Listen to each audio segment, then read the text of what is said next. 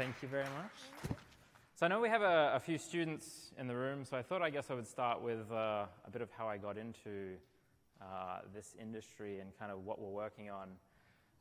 So my background is in engineering, as most of ours is. Slight tweak from that, I actually studied games and interactive entertainment at university. I somehow ended up working at a research institution called the Institute of Health and Biomedical Innovation. It's in Australia. I am Australian as well. And I ended up helping them figure out a technique to help map early markers in diabetes. So we actually had this camera that had a 500 times magnification, and we were looking at the back of the eye, and there's a nerve plexus in the eye. And it turns out that if you have diabetes, the nerve plexus breaks down. But they didn't have an easy way to kind of figure out how to map that scene out. So I helped them come up with a technique to do that, and I helped them co-author a paper on that, which is completely random and completely aside to security, of course. And then the next thing I did was I built out an interactive entertainment platform for people with intellectual disabilities for a group in Australia there, and I got some government funding and a few other things. And we ended up commercializing this technology. It was very well received. And we actually built out a system. It's like a 3 by 2 meter floor surface. And we had a projected screen on it. And then we would use these cameras. And these cameras were built by a company called PrimeSense. So what they are is they're depth sensing cameras. So effectively, they shoot out an IR grid, and then that information gets reflected back to the computer, and you can use that to figure out a whole bunch of stuff. The company PrimeSense, about 6 months into us working on this project, was acquired by a company called Apple. And that technology is now the exact camera that is used in the iPhone X. So the technology there was also used in the first Xbox Kinect. So the company that was bought was actually the first Xbox Kinect. Then Xbox One came out, and Microsoft actually had to re-engineer the depth sensing technology without infringing on all the patents that now Apple owned, of course.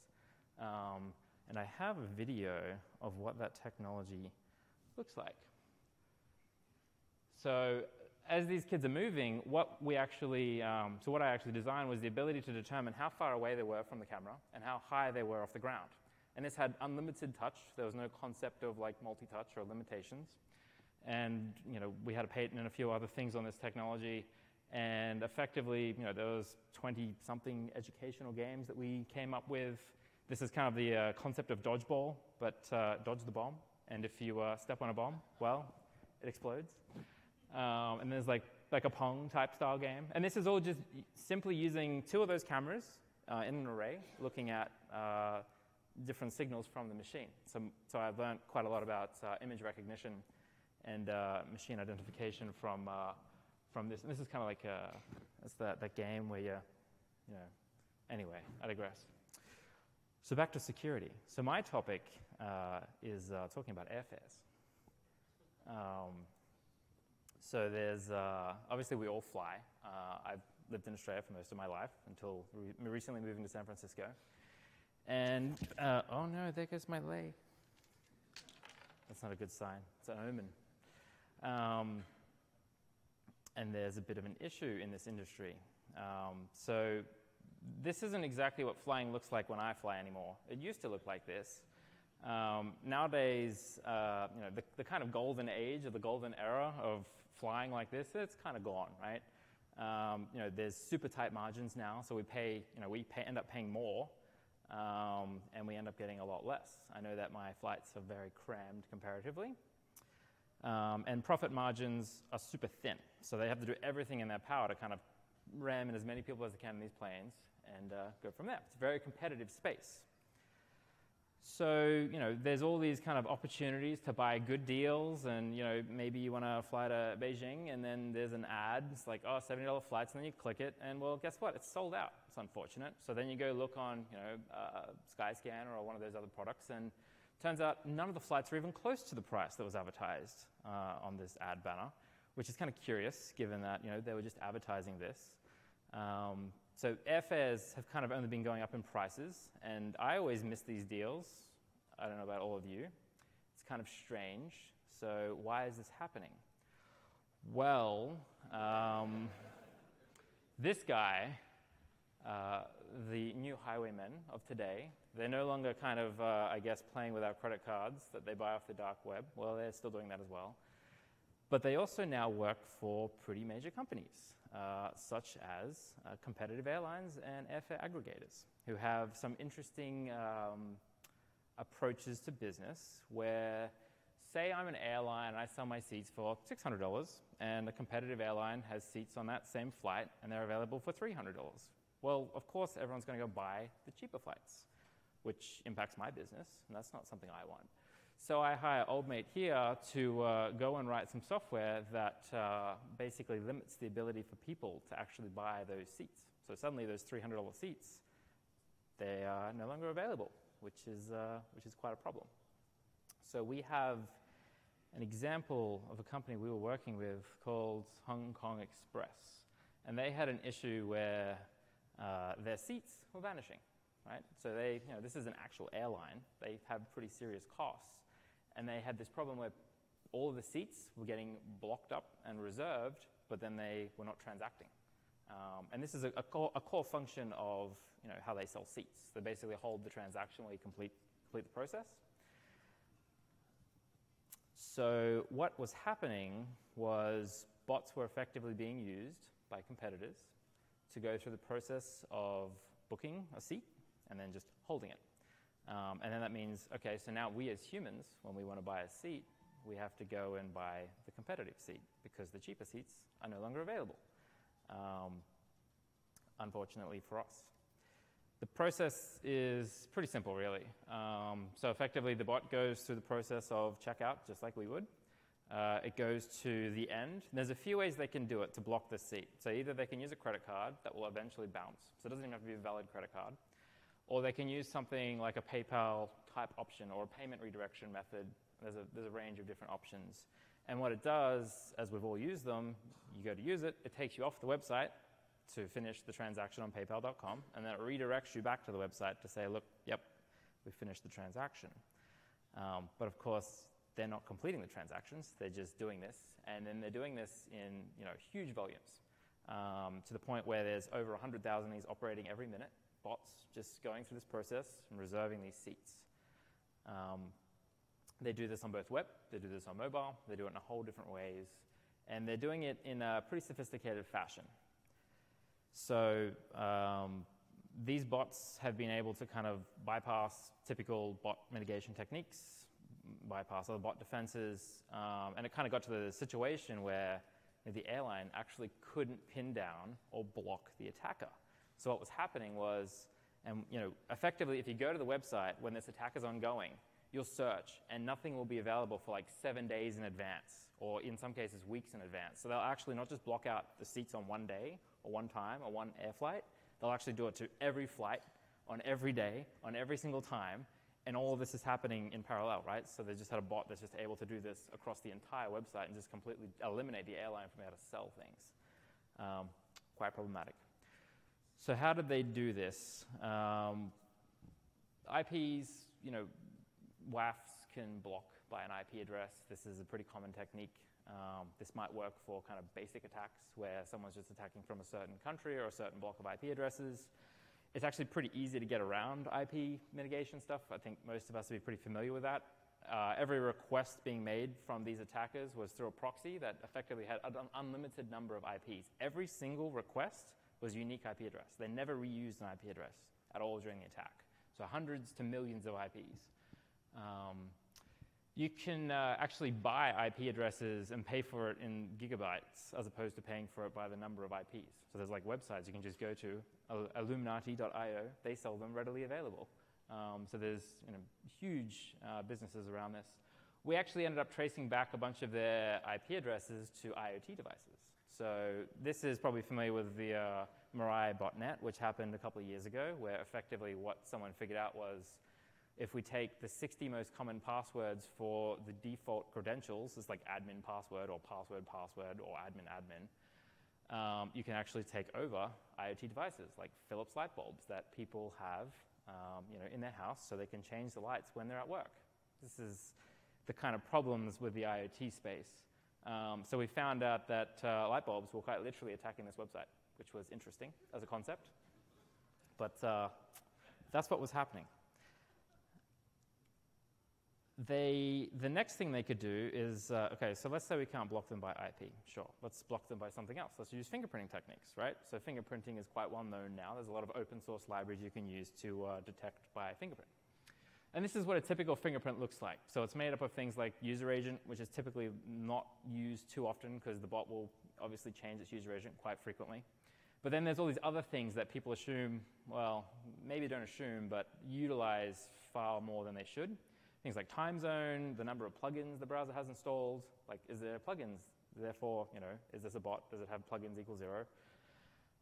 The language, the country, the fonts that are installed. So they'll keep a hash of all your fonts, and they use that to track you. You can create a pretty good fingerprint hash, but you can also easily change that hash by just manipulating any/all of these values. Like your screen resolution. Are you iPhone, and do you have touch support? Right? And if you have touch support, how many touch IDs do you support? Is it 10? If it's not 10, then you're not an iPhone, because every iPhone supports 10. And then there's things like WebGL support, audio support, all these kind of things, right? So of course the bot was getting around these detections as well by simply going in and overriding what the browser said it had. So there's a few ways you can do this. Chromium nowadays is probably the most popular way to do it, which is effectively just Chrome. You can run it completely headless now, and it can run JavaScript, entirely runs JavaScript like a real Chrome browser, which is, of course, the majority of the internet's usage. And then you compare it with something like, Selenium or a few other tools, and you can use that to overwrite the default behavior of what Chromium looks like. So if you start trying to fingerprint, the Chromium headless browser, they can actually start injecting JavaScript that overwrites the things you're looking to fingerprint. Like, does it have, WebDriver equals true? We can quite easily get around that by injecting a prototype of the function that returns that value before it even starts running the code. We actually found in some cases that people were just custom compiling their own versions of browsers, because Chromium is open source, and would actually just eliminate the telltales that were actually built into it. So that makes it very difficult to even tell it's anything but a real legitimate Chrome browser. And then, there was a Hacker News thread, of course, where someone said, and this was quite popular on Hacker News, this is quite recently too, where they could detect headless Chrome because the user agent was headless Chrome. Well, of course, we know we can change that. Did it have WebDriver? True. Well, of course, we can set that to false. .Chrome apparently only exists in the legitimate versions of Chrome. And of course, we can set that to true. In this case, I believe it actually is expecting just a string. But even if it's an object, we can actually enumerate and add in values to it. Permissions, all of these kind of examples. And again, plugins equals 0. And then, of course, there was an article that said, look, yep, OK, great. So we can change that by doing Selenium change headless, change the head, right? So now we no longer have headless in the user agent. And then we can, fix the languages and plug an issue by just simply going through and defining the concept of languages and set the language to whatever we want it to be. And then likewise, the same thing with plugins. So suddenly now, this headless browser is returning values that only a legitimate browser should be able to return. So that apparently fooled that problem. So effectively, they can get around detection techniques as well. And there's, Phantom.js is kind of an older browser, automated browser, which has a lot of other issues. Chromium, I think, is significantly better for attacking because it looks like real Chrome. It doesn't have all the quirks of what Phantom.js does, which runs errors incorrectly and all kinds of stuff. We've even actually found an attacker that just used a Chrome plugin. So you can actually download plugins from the Chrome App Store that actually scrape websites, and they can actually use proxies so that they get around like IP checks, but they'll run it and manipulate your browser just using a Chrome plugin that you can just download. So there's like web scraping plugins. They allow download LinkedIn lists. Apparently Google's okay with that. Other techniques, so we found that they were kind of simulating the entire user experience of someone that would actually go through and buy a ticket, go buy a seat rather. And this meant that effectively they had a JavaScript running bot that would go through the process of actually entering text so that it appeared to be human. And then it would click search, it would wait, and then it would get the next page, and it would fill out the information, and then it would wait, get to the next page. And it did all this to avoid what is effectively biometric detection. It's like, oh, it's browsing too quickly, so we can stop it based on that. You can also, of course, randomize and fool these systems pretty easily as well. And in other cases, we've seen the ability to bypass native app device checks. So Google now provides a library called SafetyNet, which allows you to verify if a device is actually real or not. Again, Android is open source, so what people did was they wrote their own versions of Android that said true to that check, but in fact were emulations. And then, of course, the other topic is capture, right? So, we work in the capture space, and we've kind of been looking at other players in this space that we're probably familiar with. Recapture, I would say, is probably the most used bot defense technology in existence, probably by far. It's used by blogs, websites. It's free, that helps. It's typically what people turn to for kind of mitigation. The first iteration of reCAPTCHA, as we all love, is these text solutions, where what they were doing was, one of the words was a security word, which they were generating server-side, which is that one with a black dot behind it. And the other word was coming actually from a book or a newspaper or something, and people were helping them transcribe information, which is a cool idea, very googly. Problem is, this is a very commercial problem. There's huge commercial value in being able to take photo of text, convert it to metadata. So of course, what happened was software called optical character recognition came out, and very big companies, including Google himself, invested a huge amount of money in improving that quality of that software to the point where Google actually came out a few years ago and said they can now solve their hardest versions of reCAPTCHA with 99.5% accuracy, which of course not even humans are even close to. We were actually told by a major ticketing company that the first attempt of these reCAPTCHAs, 35% of people got wrong. And this is a big, big ticketing platform, right? So they gave up with that. They threw it out, and they came out with the I'm not a robot, this checkbox solution. So what they did here, and there was a white paper at Black Hat a couple of years ago that actually explained how these techniques work. And to get the checkbox, they actually moved from reCAPTCHA.net to google.com on the API. So now they're on the root google.com domain space. And they did that so they could get access to the first-party cookies on google.com. So effectively, what it turned out was that if you don't have a cookie, you get a challenge because you're not a human, apparently. If you do have a cookie, they check a few things. Primarily, they check one thing, which is the age of that cookie. So if that cookie is less than 9 days old, you'll still get a challenge. But if the cookie is greater than 9 days old, they'll start giving you no challenges. There was actually, in the paper, they spun up 150,000 bots that went to google.com, grabbed a cookie, and waited 9 days, and they'll let them all through, even if they change the IP address and user agent from the origin of when that cookie came out.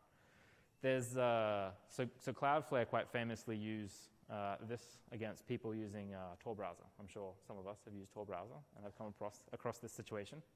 There's a plugin for Tor browser called CloudHole, which swaps google.com cookies between people so that they can basically brute force and get around having to solve the visual challenge. But more interestingly is the challenge itself. So once again, Google kind of came about this from the approach of how do we get people to help us do something at massive scale that's really valuable to us, but we can potentially use for a security challenge. So, I mean, we've all seen them. So in this case, it's select all the images with pickup trucks. Maybe you've seen street sign versions. But again, this is a commercial problem, right? So there's readily available software and huge companies working on the concept of how do we take a photo and figure out from that photo what's the information inside it. Like if you upload an image to Facebook, I think less of us are doing that nowadays, but if you upload an image to Facebook and say the Eiffel Tower is in the background, it knows you're at the Eiffel Tower without even you having to associate location data.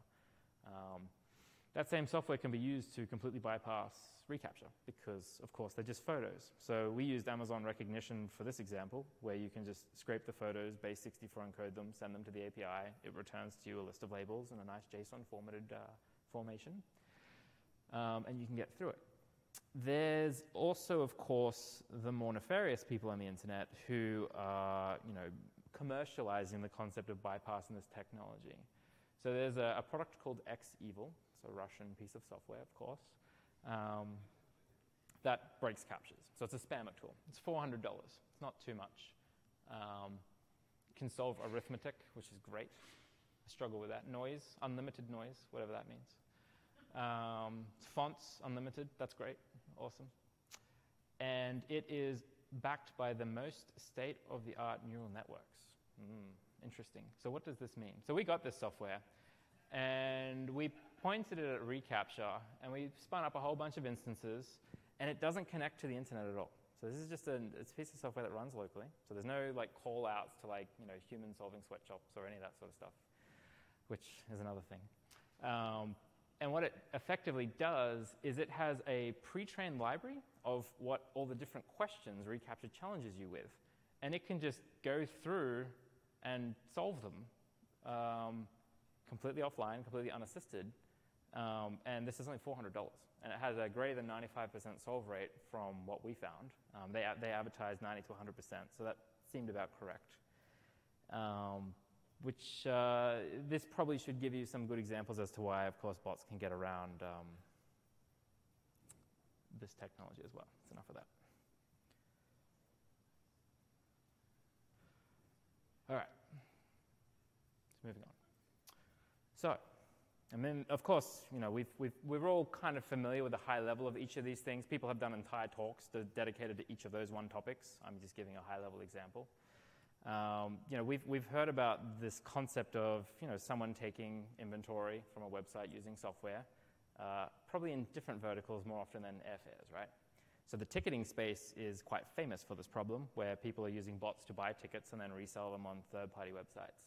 We were actually told by a major ticketing reselling company, a first-party ticketing company, that if they eliminated bots, it would go from 3 minutes to selling out to 6 hours if it was just humans buying those tickets. So it's crazy, right? I mean, that's how fast bots are basically just getting in there and doing it. And so why are they doing that? Well, because they can make quite a lot of money by marking up the prices, right? There's, once again, readily available software that you can go and buy. $900, this one. $990. It's a bit more expensive than the CAPTCHA solving service, but it also has CAPTCHA capabilities built in, so maybe that's why. But effectively what you do is you tell it what tickets you want to buy and from which vendor you would like to purchase them from. They support all the major leading platforms. And they have great support, I've been told, as well. But effectively, they then go through, and it looks terrible. It's ugly software, but it works. And it does effectively the same techniques. So it goes through and emulates what a real human should do. And you can spin up as many of these as you want. You can even buy it so that they self-host it on their infrastructure. So you can just pay for like infrastructure as opposed to buying the software directly. Some interesting business models.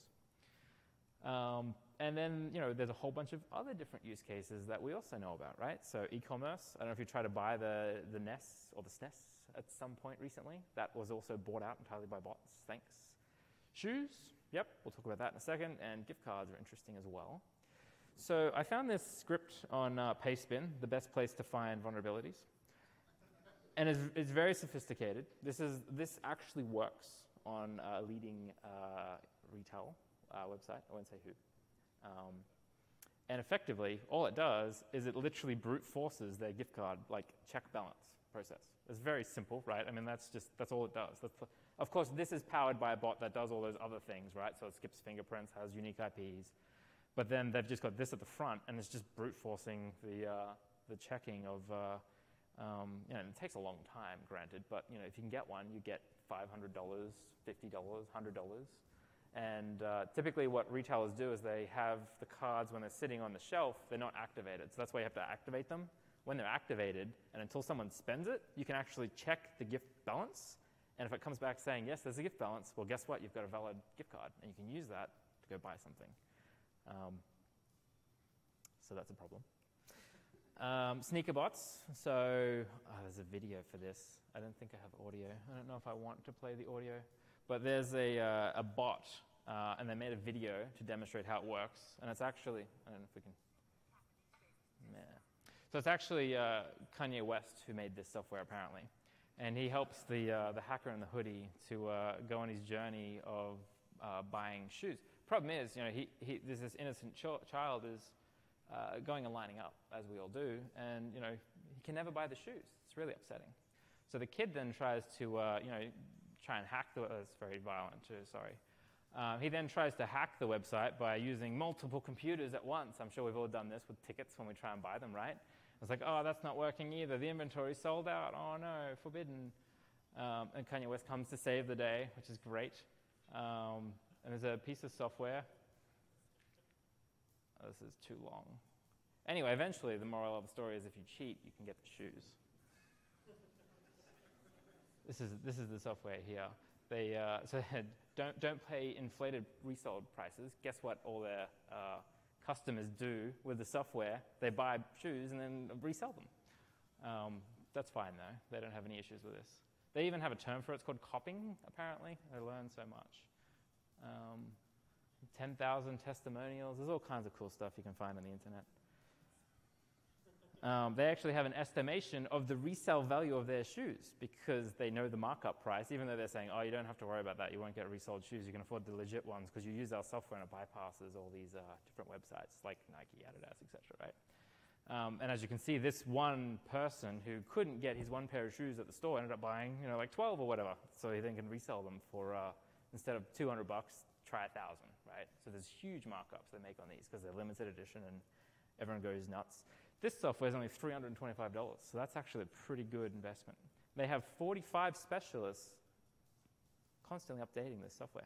It's a lot of people that you have to somehow figure out how to write software that they can't reverse engineer, which is significantly easier than writing said software to block them, right? So that's a problem. It's a problem. Pokémon Go, we're all familiar with Pokémon Go, I think. This game, by design, is actually super flawed to stop cheaters because it actually trusts client-side information. And obviously, as we've learned earlier today, doing that is a bad thing. They trust GPS data coming from the end user. They trust where the user's clicking and interacting with the UI. A typical game like an MMO, all of that information is all done server-side. But in the case of Pokemon Go, they decided we'll trust the client, what could go wrong. The first person to level 40 was a bot, so that's great. There's a pretty big subreddit called Pokémon Go Dev, I think, where they're effectively just going through and figuring out every time they release a patch how to reverse engineer the patch so their bots can still work. The most popular repo that I could find had 300 plus contributors that were helping them improve the software, aka break Pokemon Go. And I think a big issue as to why people gave up is because they couldn't win in the gym battles. Because, well, guess what? All the people that are won in the gyms are bots that are playing like 24/7 around the clock, and they're just high level, better items, blah, blah, blah. We actually found this was actually quite interesting. So the attackers here are so motivated because we're gamers. Gamers are motivated people, less nefarious than buying shoes and tickets maybe. That they actually were the ones where we found they were bypassing safety net by writing their own versions of Android so that it basically looked like it was real Android. And, well, no, it wasn't. It was a bot.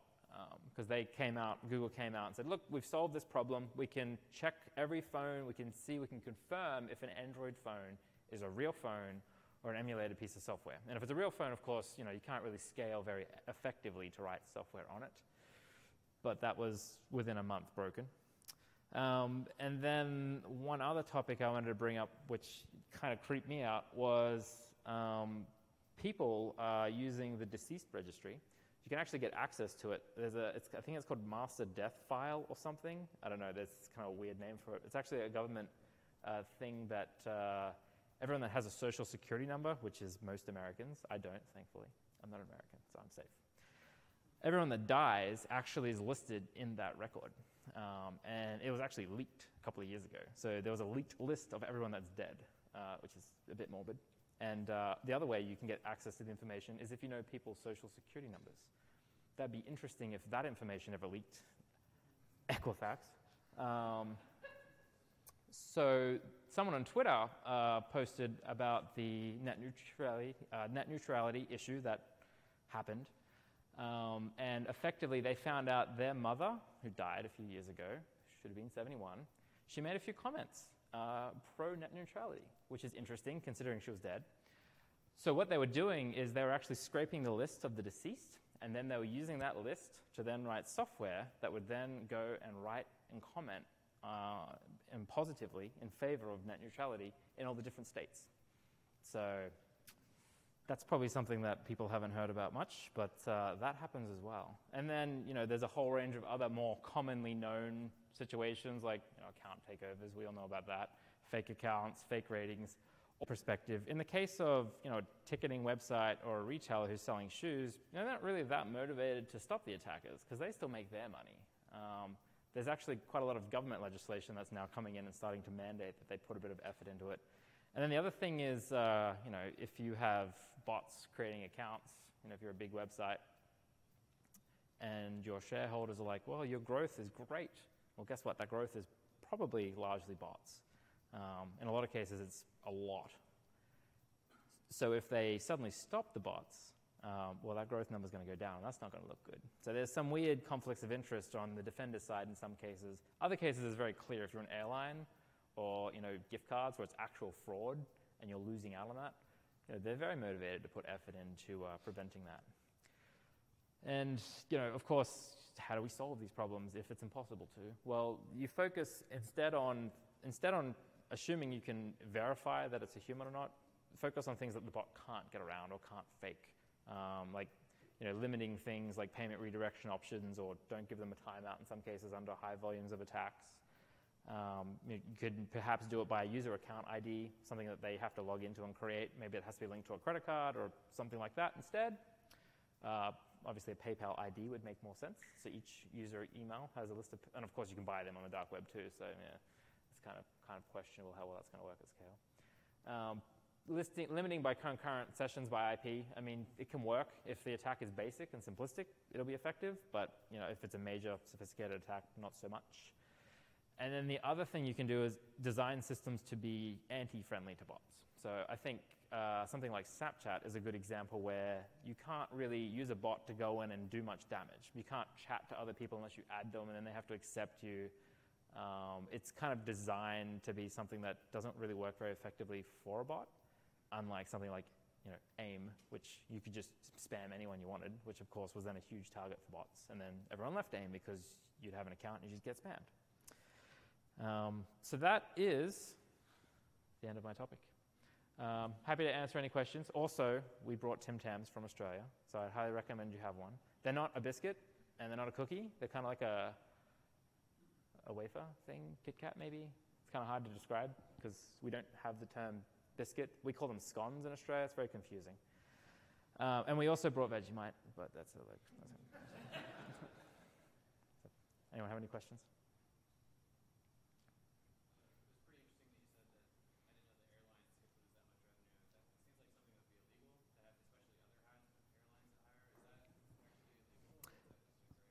Of course it's illegal, but you can't determine who's attacking you, right? If they do their job correctly, it's impossible to trace back. We see the issue largely in the Asian region more than the US region.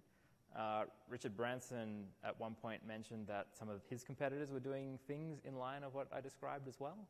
So we know it happens in like the UK, but what can you do? If you can't find the attacker, I mean, that would be great, but ticketing websites aren't shutting down ticketing attacks because guess what? They can't sue people that they don't know who really is doing the attacks.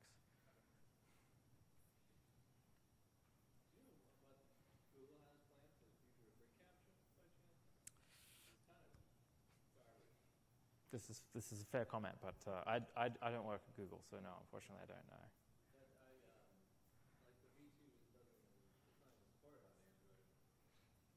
Yep. I'm sure there's alternatives out there if you search there.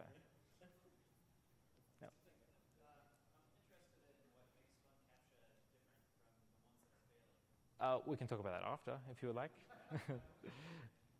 Any other questions? Nope. Okay. All right. Thanks, everyone.